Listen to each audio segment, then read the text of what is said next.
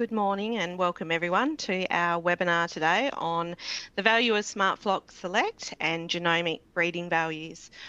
My name is Mel Dowling and I am the Sheep and Goat Technical Officer here at Neogen, and I'll be moderating our session for today.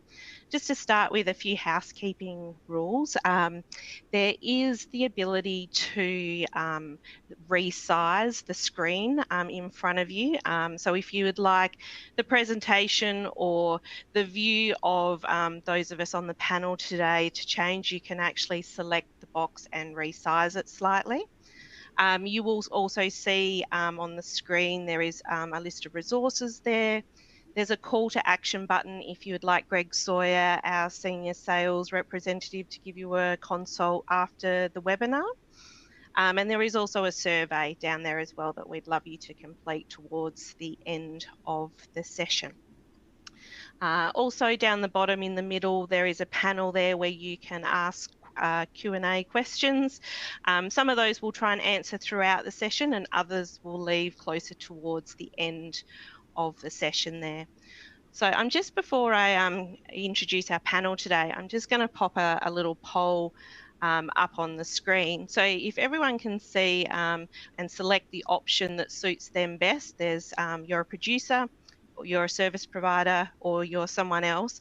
If you could just all click that button now, and that'll get us give us a little bit of a feel for who we're talking to in the audience there. So thank you for that. We'll move on and I will introduce our panel for today. So we have Peter Bradley, who is the manager at Sheep Genetics. Peter, did you want to just say a little introduction just for a minute or so of who you are, what you do? Sure thing, Mel. Hi, everyone. I'm Peter Bradley, as Mel said. I'm the manager of Sheep Genetics with Meat and Livestock Australia. I've been with MLA now for a bit over 8 years, spending most of that time in the livestock genetics team. My background's from a commercial sheep and cropping enterprise based in Central West New South Wales. Thanks, Peter. Next, we have Sally Martin from Sheep Metrics. Sally, would you like to introduce yourself briefly? Thanks, Mel, and thanks for the opportunity. So Sally Martin, I'm based at Young. I have a consultancy business. We do a lot of work with ram breeders and commercial breeders, and part of being on this panel today is we've got a producer demonstration project in and around the genomic only breeding value product, which is fantastic. And yeah, so really keen to share that with others and how you might be able to get involved. Thanks, Sally. And we also have Charlie and Max Hood. Would you like to introduce yourselves? G'day, I'm Max, and that's Dad, Charlie. We're from southern New South Wales, Bombala, running a commercial merino flock. Yep. So yeah, that's who we are and where we are. Yep. Perfect. Thank you, Max and Charlie. Excellent. All right. Well, I'm just going to finish up with our little poll there. So it looks like majority of our audience appear not to be service providers or producers, but we do have a large portion of producers in the audience there as well. So thank you very much for that. So to kick off our session, one of the a couple of aims that we'd like to achieve out of today is to learn about the new Neogen Smart Flock Select product. We're going to hear from Sally and Charlie and Max on the different practical applications and the benefits of using this product, and there'll be lots of opportunity at the end to ask questions of all of our panelists today that you might have. So pop those questions in as you're going through and as you think of them, and we'll get to those in due course. To start with, I'm going to just begin with a little bit of a brief outline on the Neogen range, and then we'll move into more of a discussion on the Smart Flock Select product. So Neogen has 4 different products in its Smart Flock range. The first is our Elite product, which is available to all breeds. It provides individual ASBVs through sheep genetics. You must be a member of Sheep Genetics to be able to utilise those ASBVs, and it does require you to have linkage within your flock and be submitting phenotypes into the Sheep Genetics system. The beauty about a full ASBV is that you can then compare your animals across flocks to other flocks around Australia. And it removes all of obviously those environmental effects, so we can allow for those comparisons. Our Elite product also has parent verification and poll status with it as well. Our new Select product is also an individualised animal product, so you get an individualised animal result, and it incorporates these new genomic-only breeding values, which we're going to discuss today. It also includes a flock profile and parent verification and poll status. This product is only available in merinos at this stage, and looking into the future in the next few years, we do hope that this product will be rolled out to other breeds as well. We then have our parentage product, which is available to all breeds, and it gives you that parent verification ability as well as poll status in the merinos. And then lastly, we have our flock profile, which gives you an average ASBV for your flock so that you can benchmark yourself and then select appropriate rams accordingly for your commercial flock. So they're our main range for Neogen's Smart Flock range. If we now drill down into this new Smart Flock Select product, I'm just going to show the different traits that are included in this product. So there is a range of wool quality and quantity traits, so the standard ones that you would normally use.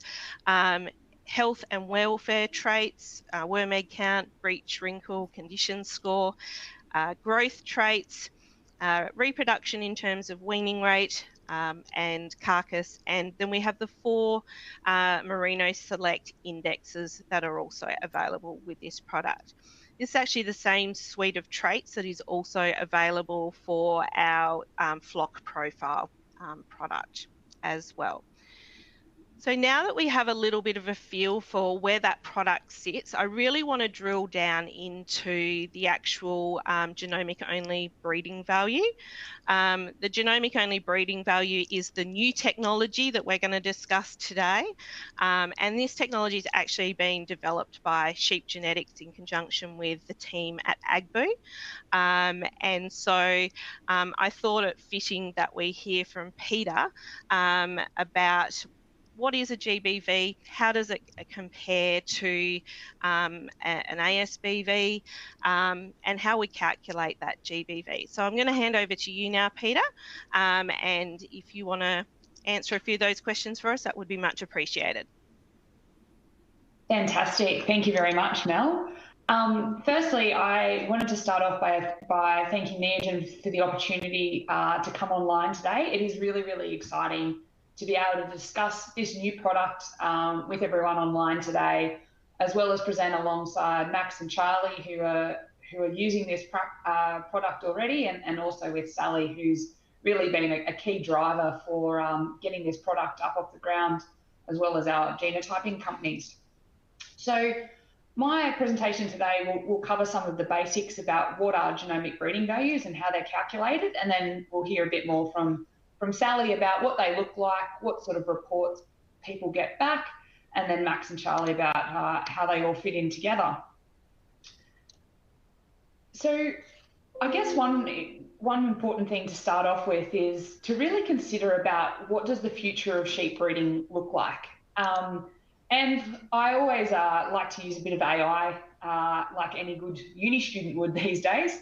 And I got something like this, but in reality, and what's really exciting about the GBV product is that this is really helping us set us up for what our future realistically looks like. And that is being able to describe the genetic merit of all sheep in Australia using world-leading products that ultimately means we can make faster rates of genetic progress, which leads to better on-farm outcomes. And the launch of the new GBV product through, in this case, through Neogen's Smart Flock Select range is really the first step to be able to describe the genetic merit, not just of rams coming through sheep genetics, but of commercial sheep. So over the course of the presentation today, I'll cover briefly what are genomic breeding values, how they're created, and then a couple of things about getting the most out of them. So what are genomic breeding values? As Mel mentioned before, Neogen have a range of different products available, and these are all underpinned by our sheep genetics evaluations and databases. So ASBVs, or Australian sheep breeding values, and our range of selection indexes, they've been around now for many, many years. And as Mel rightly covered, the use of ASBVs allow animals to be compared across flocks, across environments, so you can compare a ram using an ASBV for a range of different traits anywhere in the country. And really, this has been the key product that's been available to use to select rams and to purchase in semen. Where the new genomic or GBV products sit is they tie in really nicely with ASBVs, but the difference between a GBV and an ASBV, and you'll see this more when Sally presents, is that it provides a within flock or within group ranking only. You can't compare those GBVs with other animals in other flocks, but they're very, very useful for getting a highly accurate selection within a group of animals on your own farm. The difference is that there's less information contributing to the calculation of a GBV. So I'll talk a little bit more about how they're calculated in a moment. But essentially, we're just using the genomic information. We're not using that in combination with any other measurements. And that's the beauty of a GBV, is you can just take a genotype. You actually don't have to do a lot of the other recording. And there's lots of different user cases, as I'm sure we'll hear about, but this is a really great tool for people that are multiplying or looking to breed their own rams, or even in some cases select ewes. Within a group, the GBV allows you just to genotype those animals and select within that particular group of animals. And then finally, we also have our flock profile product, which has been available now for a number of years. And this provides you with a flock level snapshot by testing 20 animals. And what you get back is an average ASBV for your flock that indicates, I guess, the average of the ram teams that you've been purchasing over time. When you do a GBV product, as Mel mentioned before, you will also get a flock profile, which is really nice because it allows you to actually compare. The GBV allows you to compare within that group of animals, and the flock profile allows you to see where, on average, you sit compared to other animals in terms of ASBVs. I like to use a little bit of an analogy, and apologies for those that might have seen me present this before, about how these products all fit together. And I liken it to walking into a supermarket to purchase chocolates because you've been invited to a dinner party and you were told not to bring anything, and of course you have to bring something. So when I walk into the supermarket aisle and I'm scanning in the chocolate aisle, I'm looking at the outside of the box. I'm getting a snapshot. Am I going to go and spend a bit of extra money and get the lint box, or am I going to sort of go middle of the road Cadbury milk trays? And I really liken that snapshot by the outside of the box to something like the flock profile product, in that it gives you a good indication of where you're sitting across other flocks. Now, if I make a decision that I'm going to purchase the Cadbury milk tray and I take that box of chocolates home and I open the lid, I get the descriptor of what all the different shapes mean, if the swirls, the hazelnut, etc. And that's a really useful tool if I'm comparing the chocolates within that box. And that's exactly what a GBV does. It compares those animals within that order that you have submitted. So you get a good descriptor of where you're sitting. And that's exactly like what's on the inside or in the lid of a chocolate box. It's great for describing within that box, but you can't take that and use that to look at the animals or the chocolates, in this case, inside the lint box, for example.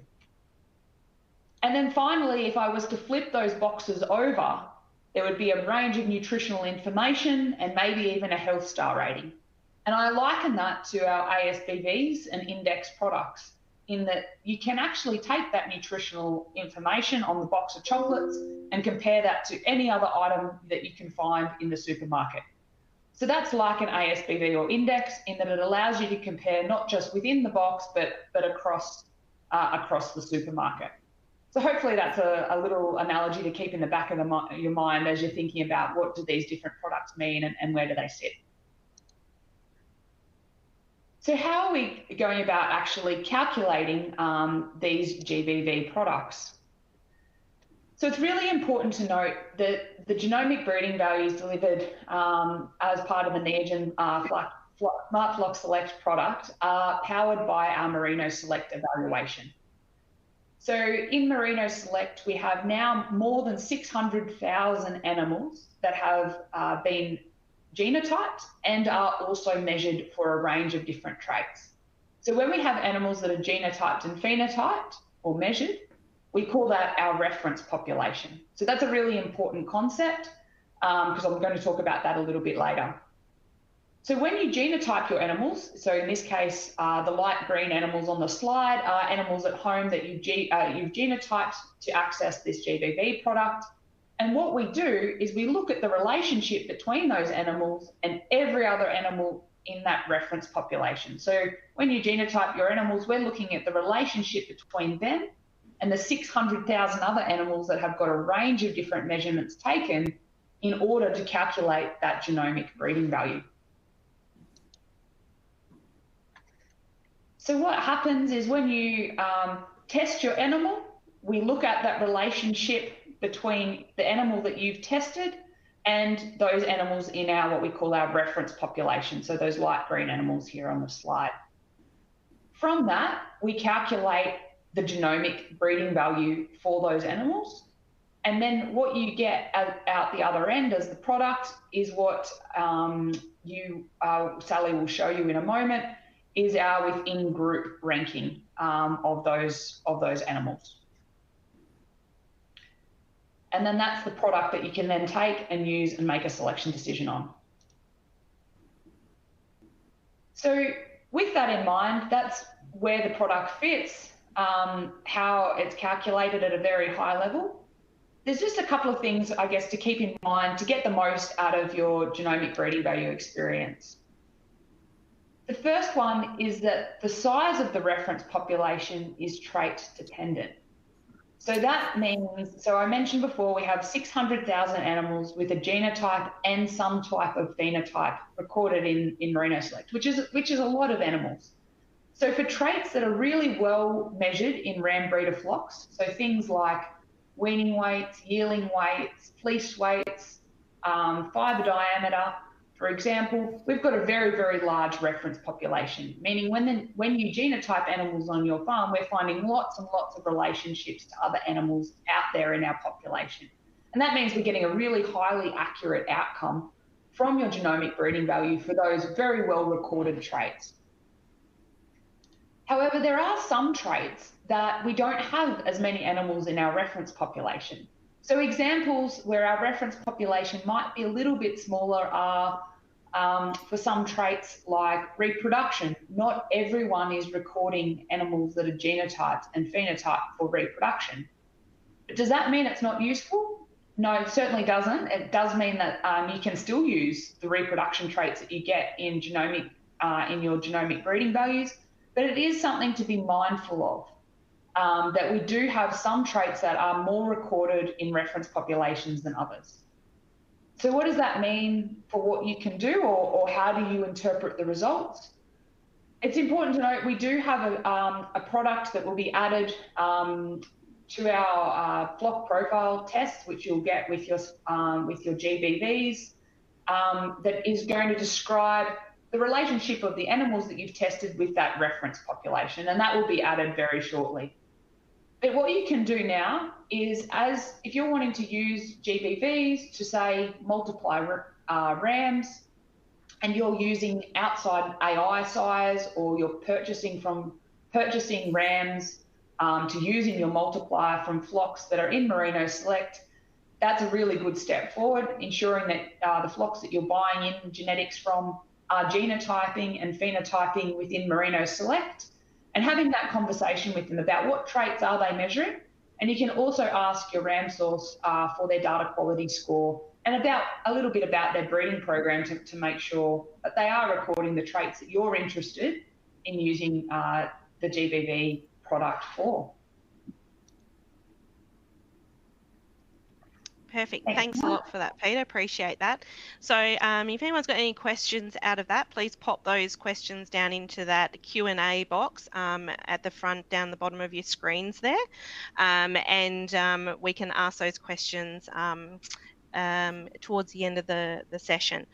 I'm going to ask and hand over to Sally now, just to get a bit of a feel for the results and the producers that have been trialling this project through the research component of this project, and just to give us a bit of a feel for how they are all using those results. So I'll hand over to you now, Sally. Great, thanks Mel, and thanks for that background information, Peter. That's very helpful. The project, so there was a research and development project that Peter was involved in, AGBU and UNE, as well as the 3 genotyping companies, and we went out and genotyped a heap of animals and came up with some solutions in terms of how we were going to report the genomic-only breeding values. So where that's progressed to now, which I'm going to talk a little bit about, is we now have a producer demonstration project. If anyone is interested to get involved with, please let us know via Mel through either the Q&A or there's another mechanism, I think, as well. So this project is looking at being able to help producers to not only demonstrate how the GBV or the genomic-only breeding value product may work on their farm, but also look at different pathways for commercial merino breeders to be able to utilise all of the current tools that are available, which I've just listed here, which Peter's already talked about, flock profile. But we've also got your RAM team manager, which is actually, I think, a really powerful tool to be able to keep track of your RAMs that you are putting out with your ewes, and so you know what your benchmarks are when you go to the next RAM sale, and where the genomic-only breeding value fits into the program, your breeding program, or ASBVs, the Australian Sheep Breeding Values. The project is not just in New South Wales, so we've actually got participants all over the major sheep breeding areas, and it will run until November 28. So we've got a bit of time, but it's also quite important to be able to look at progress over this period and how selection systems are working, utilising some of these tools. So a quick way to have a look at, so this is actually, sorry, I did this the other day. It's actually giving you an indication of where we currently have people involved in the project. So if you're close to any of these towns or areas, or yeah, so that'll give you a bit of an idea of the spread in terms of where we're going to at the moment.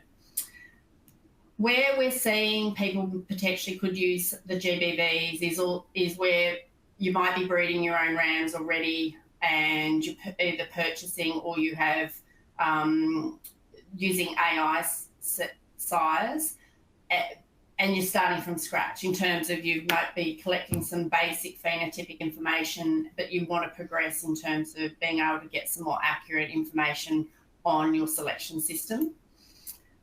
Where you might also have been collecting your raw data and you want to, again, progress into that more accuracy of the selection.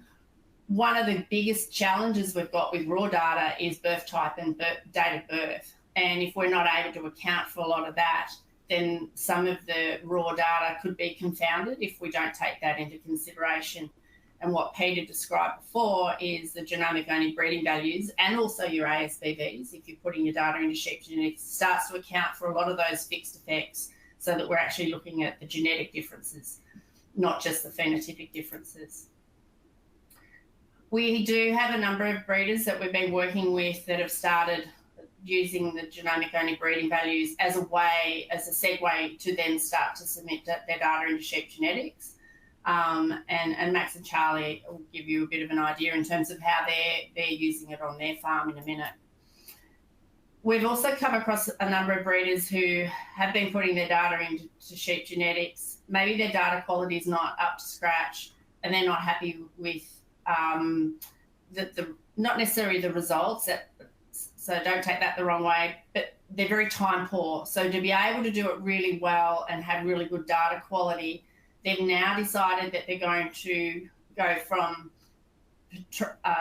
attempting to have Australian sheep breeding values and to then use genomic-only breeding values as a selection tool. So it's a one-off test and you get a ranking, and I'll go through that now.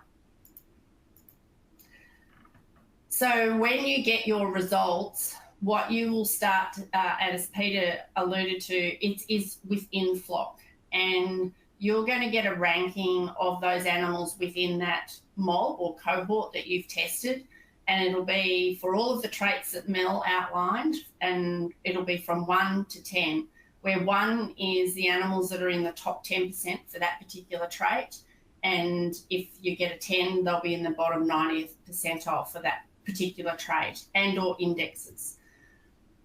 What you really need to think about, and this is something that we experienced when we were looking through the sheep with Max and Charlie, is that the genomic-only breeding value ranking doesn't necessarily mirror what you're physically seeing in the phenotype. So we've got to remember that it's a genomic prediction in terms of what their genetic potential is they're going to pass on to the next generation, not necessarily what they've done themselves.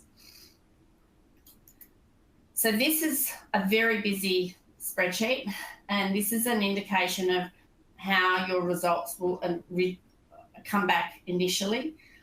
In this case, I'll just quickly go through. I'm not sure if you can see my mouse on the screen, but on the left-hand side, we've got identification, and this is just an electronic identification. I've got the year of birth. We've got our poll status.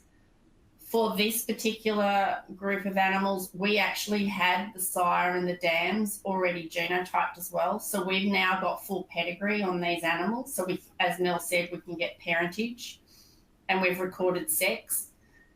And then further across the top, we've got all of the different traits that Mel outlined. So we'll just look at post-weaning weight. And you've got all different rankings for, as we talked about before, for the different traits. I've just highlighted the number ones. So these are all, so these are the animals that are in the top 10% for all of the different traits, just to highlight that there's a mix across the traits. Not every animal, there's not one animal that's top for everything. So we're going to find all of those variations, which we normally do within a normal sheep population.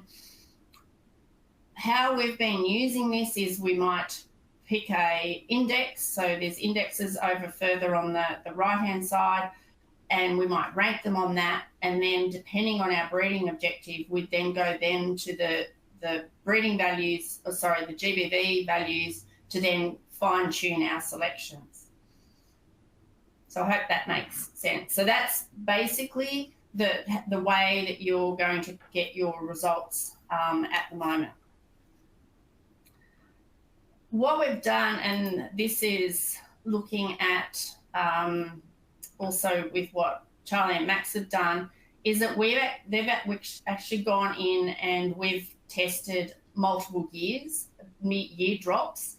And in this little example that I'm putting up here for fleece weight, it gives us an indication. I've got the year drops down the right-hand side, and across the bottom of the graph, we've got the percentiles. So 1 is the top 10%, and 10 is going down to being in the bottom 90th percentile.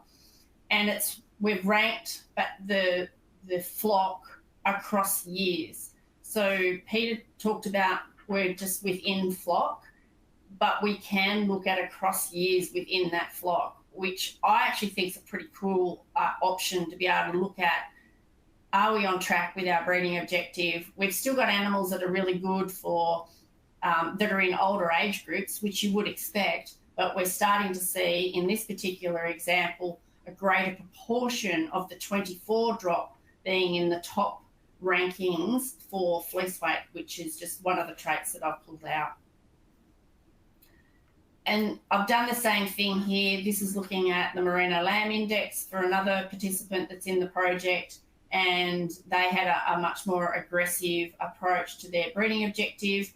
And so this is looking at, again, year drops across the on the side, and our percentiles down the bottom, with an indication of the number of animals now in the 24 drop that are in the top rankings within that flock. So again, that's just a really quick snapshot in terms of how you might be able to look at the information over time. Mel did talk about that we get flock profiles. So this is just a really quick example. You know, you'll get this as well. One thing that I'd really like to highlight is that if you are comparing across years, whether it be for your flock profile or your genomic only breeding value, make sure that the results are from the same sheep genetics run.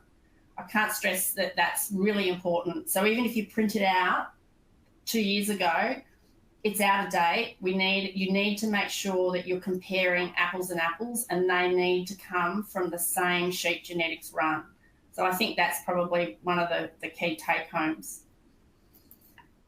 So if you'd like to get involved in the project, drop Mel a note and she can pass on your information. We're really keen to work with service providers as well, and working with your clients and how you can benefit and value add to what you're currently doing, or working with individuals. We're going to, within the project, we'll have online webinars, a bit similar to today, but a bit more sharing with within the project, but also broader to the broader industry. And we'll have field days in each of the states, as well as some case studies. And we've already had one field day, which was really well attended, back in August near Borawa. So that's pretty well a quick snapshot, Mel. Hope that didn't go too long, but yeah, keen if anyone wants to get involved. That's perfect. Thank you, Sally. Down in the survey, which is should be probably at the bottom right of your screen, there is a question in there where you can put your details, and we'll pass that on to Sally if you'd like to be part of that producer demonstration site project and utilise Sally's expertise to get the product working on your farm. So on that, I'd like to just hand over now to Max and Charlie. Maybe just to talk a little bit about the flock structure that you've got, and maybe if we can start with where you were before you started using the GBVs, and then how you've progressed through that process for us. Rightio. Well, yeah. We've been lucky enough to be involved with the project, so we're sort of learning as we're going, I guess, and don't feel like we're experts on it or anything, but I'll let Dad run through where we've been in the past and how we're set up, I guess, and then we can talk about how it's impacting us where we're up to now, I guess. Yeah. So I guess we've been trying to sort of incorporate objective measurement probably since the 1970s almost, I suppose, just through fleece weights and fibre diameter when it first came in, and then working with an open nucleus breeding setup with about probably 700 or 800 ewes in that open nucleus, and progeny testing rams. So we're coming from that background with it, a fairly strong objective background, I guess, and we really. Within this, we just saw it probably trying to add to our accuracy of our what we're picking on. So and speed it up probably. And speed it up. Yeah. Well, that's exactly right. So yeah, and so now we've as of 3 years ago, we've basically closed our flock up and just used. Well, we've used AI size. You could use introduced size, but we've used AI size to over a much smaller nucleus that is also has been out of AI sheep as well. Yeah, so that's around getting the pedigree, I think. Yeah. So that our linkage is better to the reference population, I think. Yeah. That's right. Yeah. So and at the same time we started using the GBVs as well. So through this scheme. So that's where we're basically up. You might just talk a bit about the structure of it now, Max. Yeah. So I guess we've got about 10,000 breeding ewes, which we're trying to breed our own rams for, and through this, we're just trying to really concentrate on what we care about. And our merinos are, well, we're just focusing on wool basically in our merinos, but we have stopped mulesing, so we're putting a little bit of focus on wrinkle and trying to, make that manageable, I guess, while still not impacting our wool quality. So they're sort of, I guess, our basic objectives, and also getting slightly better weaning rates would be nice, but but we, the main objectives is probably our micron and our maintaining our wool weight, and then doing those other things on the side of the thing. So I guess in terms of using this data, we've started using it in conjunction with our tests where we test the wool. And I guess I wouldn't say we've got full, I'm not only relying on those GBVs yet, but I'm starting to take notice of them and look at them in conjunction with our other data that we've got on the sheep and start building a bit of confidence in them, I guess. I don't know, is it worth mentioning that at this stage I've just sent, we got the top 10th percentile rams, and then we got some rams that weren't ranking so well, but tested well their wool tested well and they looked good to us, I guess. And we've just got their progeny on the ground and we're just doing wool tests on them at this stage. So it'll be interesting to see whether the guys who should be, producing good lambs are producing good lambs, or whether they're not that different, but presumably they will, but it'll be interesting for our own sanity to see those results come through, I think. So literally the wool's in the wool testers at this stage, so it's a shame we'll know very soon how that's turned out, but hopefully it turns out how we expect it to, because that'll give us a lot more confidence in putting more emphasis on the GBVs, I reckon.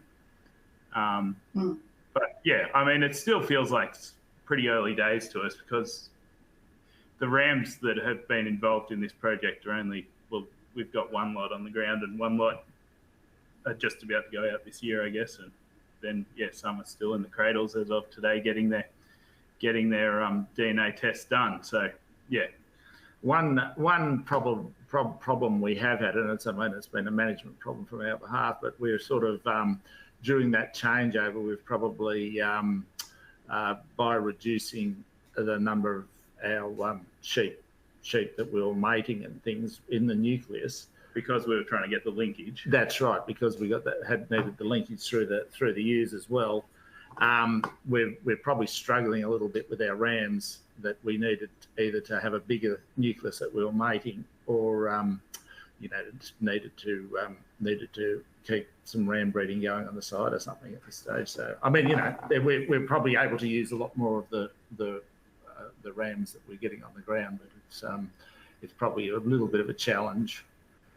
Our AI, what were our AI rates this year? We've probably got 65%.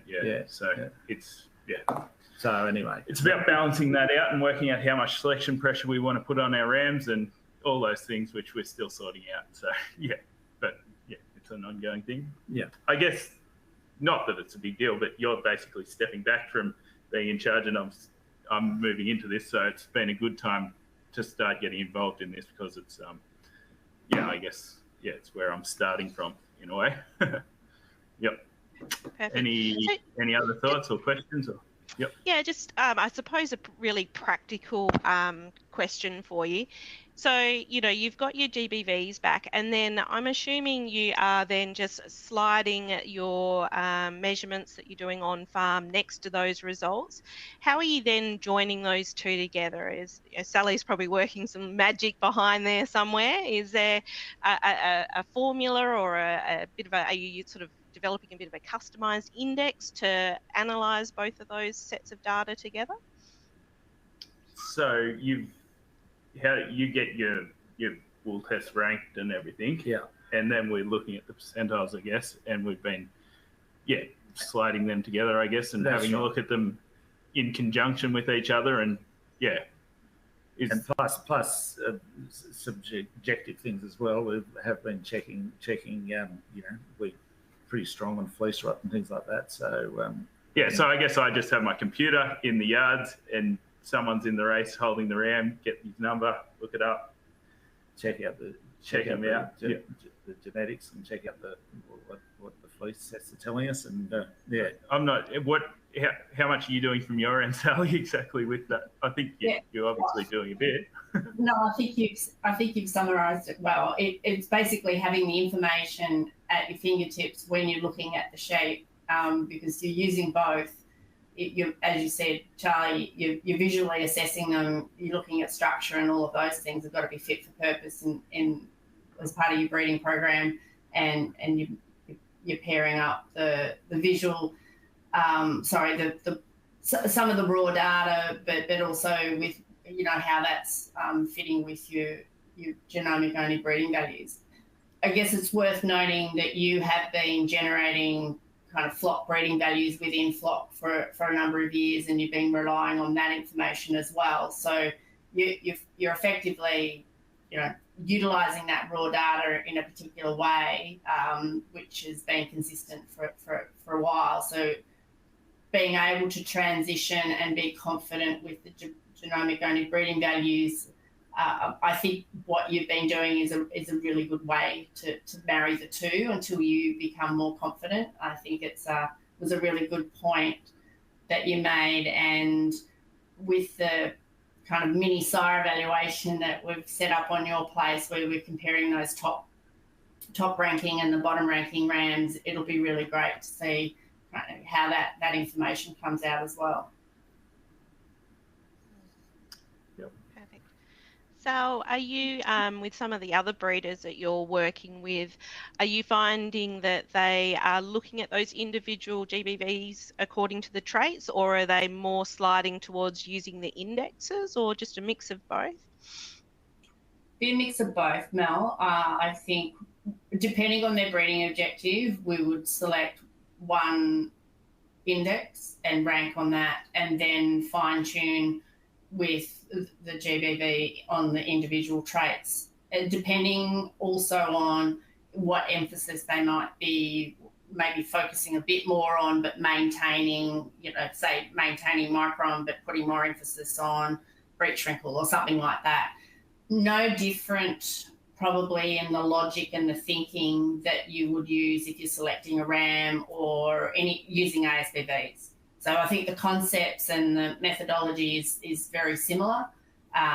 It's just they're slightly different figures. And that's where potentially utilising the flock profile to give you a bit of an idea in terms of where you benchmark in the industry. And then, but at this level with the genomic only breeding values, we're just looking at within that flock ranking. The concepts are very similar. Perfect. We've had a question come in from the audience asking about the flock profile component. Is the flock profile developed from the same samples as the GBVs? Maybe Peter, you might be a good person to answer this question. Yeah, absolutely, Mel. I did see that one come through. So The answer is yes. So unless you're going and just doing a flock profile alone, where you do the minimum of 20 animals and get that test. But if you're doing GBVs, yes, we are calculating your flock profile from those GBV samples. So you don't have to go and do an additional 20. We use those samples to do the flock profile. The second part of the question I saw come through is around it wouldn't be a true representation. It is. It's exactly the same logic that we are using for both. So you get your GBVs, they're all within flock, and then we essentially average them to create an ASBV, which gives you the flock level snapshot, which is really useful, I guess, for going and using that to then buy in rams or use semen when you're looking to introduce genetics into your multiplier.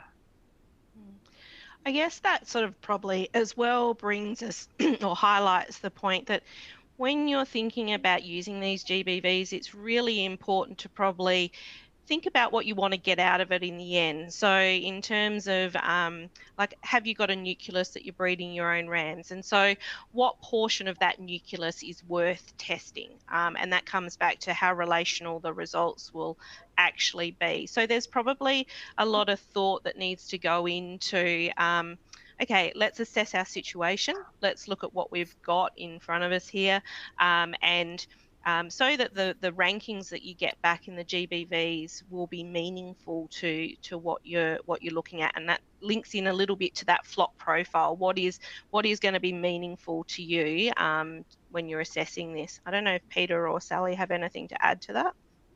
I think that's a really, really good point, Mel, and I might have been an oversight of mine not to include it in the presentation, but this is just another tool in the toolkit. That's a really important part. It doesn't replace, it's just adding another tool that we've got access to, and it doesn't replace the need of having all the things that we've been talking about for a long time. So actually having a clearly defined breeding objective. What traits are you interested in improving, maintaining? And Max and Charlie, you spoke about the key traits in your objective. Having that before you go and embark and get the test, I think, is really critical, because it actually allows you to get the most out of it. It allows you to focus on which indexes, which traits, because not everything in there might be actually relevant to your business. So I think that's a really critical thing, Mel, to stress, is the fundamentals of breeding and setting breeding objectives and goals and how you review them as a business. That doesn't change. Yeah. The other thing I'd probably add in to your point too, Mel, is the timing of when you might sample. And I work back from when you want to use this information to make your decisions. If you're joining ewe lambs or ram lambs, then you need to go in early. You need to be, testing early so that you can get the results back in time to then be able to feed them up to get them, be able to join them. If you're joining at a later time, say more at that 15 months of age or something like that, then you've got a bit more scope to be able, or a bit more time that you can play around with. And whether you just testing your rams or you want to test your ewes as well, and you want to start to have full pedigree, and so there's a whole raft of questions probably to answer before you go out and test. Or you may just want to get a subsample and see how it goes to start with. And that's not a bad thing to do either. So I think there's a number of ways to think about it.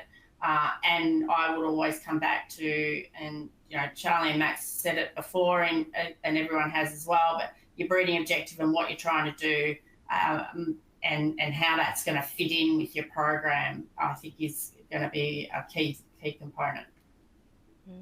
Absolutely. And I guess that's also worth mentioning as well. One of the powerful things about using genomics is the ability to take that sample early and get that prediction early as well, and be able to utilize that rather than waiting till the animal has hit that maybe 18-month mark or whatever when you do some wool measurements or whatever. So I think it is really important. That's the exciting part of this as well, is that you can start to make those decisions a bit earlier, particularly if you have a clear direction about where you're going there.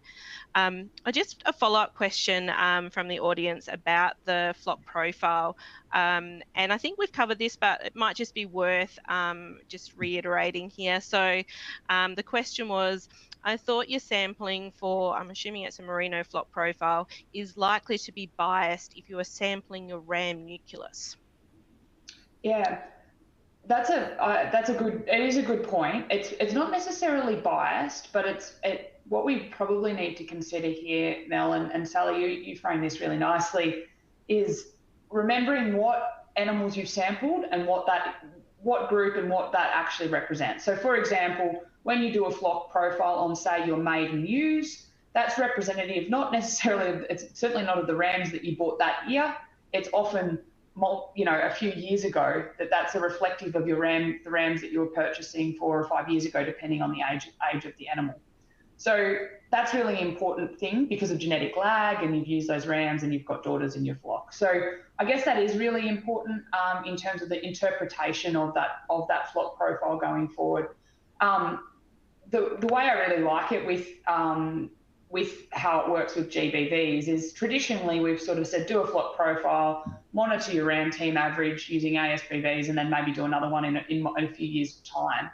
GBVs, you'll be getting actually a flock profile every year as a result on the same, provided you're testing the same animals in, you'd say, your multiplier or your nucleus of your multiplier, then that's actually telling you something about the genetic progress of them. So it is an important point to just consider what animals have I got contributing to this flock profile, and then as a result, what does that necessarily mean for the way I'm tracking my genetic progress. I guess if you're testing most of the rams in that multiplier, then there's not going to be a massive bias there. If you're not testing the animals because of a visual cull, that's not going to cause a large amount of bias. And also remembering you're probably testing more than the 20 animals that has been traditionally needed for a flock profile that would be contributing to the test. So I think it is a good point to just be really conscious of when interpreting the flock profile component, what animals are contributing to this, what does that necessarily tell me about the genetic gain of my flock or the genetic position of my flock? Absolutely.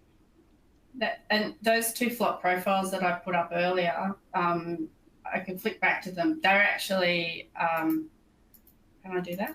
I can't. Yeah. So, sorry. So the one on this is a classic example. The one on the left is actually from homebred sheep, and the one, I guess the ewe nucleus, and the one on the right is actually the latest drop of lambs. So we can see that there's been a massive change in direction for this particular flock, and that was what they had quite an aggressive breeding objective and approach to what they wanted to achieve. And so what Peter also alluded to is you potentially could have a flock profile for each of your year drops, and you're getting that all in the same analysis. Don't forget to do that. And then you can actually also track your progress. So there's multiple ways that you can actually utilize both of these tools to be able to track your progress over time. And you're only testing the animals once, but you can then get the genomic only breeding values within the same sheep genetics run on all of your animals, so you can actually see where your new drop is coming in relation to previous years. Perfect. We've had another question come in. Is this program any advantage for stud breeders, or as I assume as a stud breeder, do you go straight to the ASBV option? Both Sally and Peter probably got comments on this, so I don't know if one of you wants to take the lead here. I'm happy to jump in, Sal, and then feel free to add anything I've looked over. So I guess it is a good question. We've got another product on the market, so it's really important to consider what the objective is. And if I look at the 2 products, what is the main difference between the 2 things? There's probably 2. ASBVs, firstly, allow you to compare across different flocks, and there's also more traits. So Mel put up the traits before that are available on GBVs. They're reasonably comprehensive, but for example, you don't get component reproduction traits or You know, we're looking at sort of 72 plus traits that we can get ASBVs for. We're looking at, you know, 12, 14. That list may grow a little bit, but not to 72, for example. So the first one is, can I get access to all the traits that I'm interested in?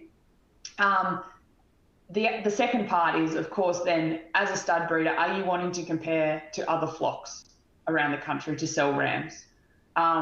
If the answer is yes, then ASBVs are the only way that enable that. If you're someone that's more just potentially might call yourself a stud, but are breeding rams just for yourself, you're not selling that many, then perhaps GBVs are the right go. But if you're looking to competitively sell, to compare, have your clients are asking to compare animals across flocks, then the ASBV option is the way to go. What GBVs, as Sally said though, do enable is that if you're a flock that's not in sheep genetics already, but you're wanting to head that way, but it's going to take a couple of years because you haven't got pedigree, and it might take a while to get enough animals genotyped to get better pedigree, for example, then GBVs might provide you with an interim solution to go into the full ASBV pipeline as you build up the number of animals genotyped, but also do some pedigree recording. Sally, have you got any other comments that you'd like to add to that? No, I think Peter's handled that pretty well. Yep. I will also mention that we do have an upgrade pathway between both the Smart Flock Select and the Smart Flock Elite product. So if you decide to do the GBVs to start with, you can then upgrade at a later date to that Smart Flock Elite and move into that sheep genetics ASBV pipeline. We can also go the other way as well. So we have some clients over the last few years who may have done the Smart Flock Elite thinking that they are or wanting to move towards getting into sheep genetics and ASBVs, but they may just not have got across the line for various reasons, time, collecting data, all of those other things that happen. And so for those producers, we also have a pathway for them to come back and use those existing genotypes in our system to be able to use this Smart Flock Select. There is a cost for that, but you can talk to Greg and our team outside of the webinar to if that's an option for you, if you do have existing genotypes in the system that you haven't obviously utilised fully through the ASBV pipeline. So I just wanted to mention that there. We have another question come in. How do you access an updated old flock profile result from sheep genetics without using RAM Select? I might throw this one over to you, Peter. Yeah, sure thing. So at the moment, you can request that back through the lab that you did the original testing, and we can build you a new PDF report. So if you've done a flock profile through someone, you're going, oh, I'm going to buy rams, I want to upgrade, just put a request back through the lab that you used, and we can generate that and turn that around very quickly for you. I guess the longer term solution is we're very much, it's the same with the GBVs. You've seen the products that Sally showed in the Excel. This is a new product, so we will see that becoming more automated and self-serve over time. But at the moment, it is pretty simple. Just go back to your lab, request it, and we can turn that around very quickly. Perfect, thanks, Peter. Just another question as well. I know we've got a few New Zealand people in our audience. Peter, can you just give us a little bit of a rundown on whether the New Zealand merino population has good linkage into our genomic reference population and how relevant this product will be for them?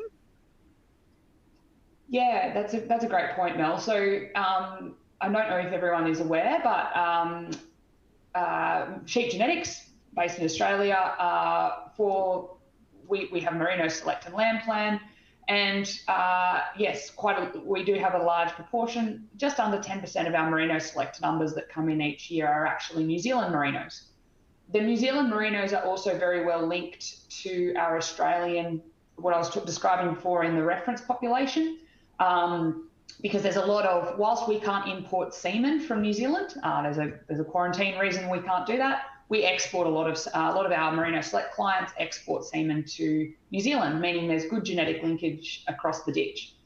So the answer is yes, because they're members of Merino Select, and if you're a New Zealander and you're buying rams or buying semen from a flock that's recorded with Merino Select through Sheep Genetics, then yes, you can use this product. Just one thing to note is that they are well related to the reference population at a whole, but just have that conversation with your stud breeder to make sure that they are doing some level of genotyping in their flock to make sure you're getting the most out of the test. That's the only thing, but otherwise it's just like anyone in Australia and New Zealand merino-wise can use the product. Beautiful. I've had another question come in. It's a little bit lengthy, so I'll just work through it. Will you be able to get your GBVs rerun so they are more up to date? For example, if I test all nucleus rams in the marking cradle, I'll get GBVs on farm for them at ram joining. But what if I want to select a larger volume of rams for the 19-month-old joining? Can I get the GBVs updated on the same cohort? And what would be the pipeline, or what would the pipeline look for that, assuming the reference would have changed in that time frame and the GBVs would be slightly different? So this is probably a good question for Peter, but I probably have a little bit to say on it as well. Yeah, I was going to throw to you, I guess, from the Neogen pipeline to put that request through. So the long and the short of it is yes, we can update. So say hypothetically you test males in the cradle, you might make a very preliminary selection decisions. Particularly, one thing we haven't spoken about is if seasonal conditions become a bit tighter and you do need to make a decision to cull, maybe not pick the very top, but maybe cull the bottom portion to get them off farm. This gives you a really good tool to do that. So say hypothetically I did that, culled the bottom proportion, and then I had young animals I wanted to compare with, say, 19-month-old animals. Yes, it's all about the animals in the order, and that's what you can compare the GBVs with. So think about which animals are we wanting to compare with in a GBV run, and yes, they can be compared. How you specify that comes back through to when you purchase the test or you're interacting with your genomic provider, making those requests. And at the moment, that is a menu request through your provider. We're working on creating more automated portals and things like that down the track, but there is definitely a pathway for that in the moment.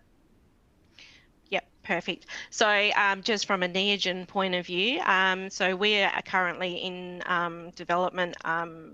We currently have in development a dashboard that we will be releasing sometime hopefully in the new year, whereby all of your GBV results will be stored in there, but you will be able to go in and select cohorts of animals and test the system right then and there at that point to be able to get new GBV results in as well. So there is development still happening. This is we still are very much in the early days of this product, and we do appreciate at least being able to utilize them as they are at the moment, albeit that the data does look a bit raw, but we are working on things behind the scenes to get it looking and get better analytics as well around this data. So I think we do have some really exciting times to come. So we also have another question in here on the costs of the test. So I will refer that to Greg to talk to people outside of the session. There is, I will just sort of preface though, this product is actually more expensive than our standard elite product that you will have been used to seeing. And the reason for that is because we are accessing the reference population, and Peter might have another comment on this, but we're accessing the reference population without contributing any phenotypes into that. So there is a cost associated with being able to access that genomic reference population. Peter, have you got anything that you want to add in that respect? Yeah, and I guess the only other thing to that is that it's a one-off cost, and you get the GBVs and the flock profile with it. Max and Charlie are doing some phenotyping themselves for their own sound truthing, but the theory is that if you're using this product, you don't actually have to record. So, and that's something to weigh up, I guess, particularly if you're deciding which pathway to go down. Is what other information and what are the other costs that might be associated with either pathway for your business. Good point. All right, so I'm just going to move into, please, if you've got more questions, pop them in there. We still may have a little bit of time, but we will start to wind up and we can answer some of those questions outside of this session. But I'm just going to go into a little bit of detail on just the real basic requirements to actually submit your samples into Neogen. While I'm doing that, you might also like to start filling out the feedback survey that should be on your screen, because it would be really handy for us to see what you've got out of this presentation, but also if there's other topics that you would like to discuss in this sort of format. So I'll just move into some of the basic requirements for the Smart Flock Select test. It is merino only, but we can come from commercial producers as well as studs that are out there as well, who may not be utilising the full ASBV pipeline. There is a requirement that we need a minimum of 20 samples, and that relates back to what we've been talking about in terms of getting a purposeful group together to give you a meaningful result. So there is a minimum of 20 samples per order. You can test males, females, a single drop, multiple drops, multiple ages in there. You don't require a sheep genetics membership for this test, and you don't have to collect any phenotypes if you don't want to. It is literally a genomic only product, and so you just have to take that sample, fill out our submission form and send it in to us. So on the submission form, this is what our Neogen submission form looks like. There are a couple of things that we actually do require for this test. The first one we require is actually a flock code to go with these tests. Now, if you are a stud out there, then you will likely have a state registration number with your association. Pop that onto your form for us and let us know whether you're a pole or a horn stud, and we can create that flock code for you. If you're a commercial producer, you can maybe even just pop commercial up in there and we can create that flock code on your behalf. That's no problems at all.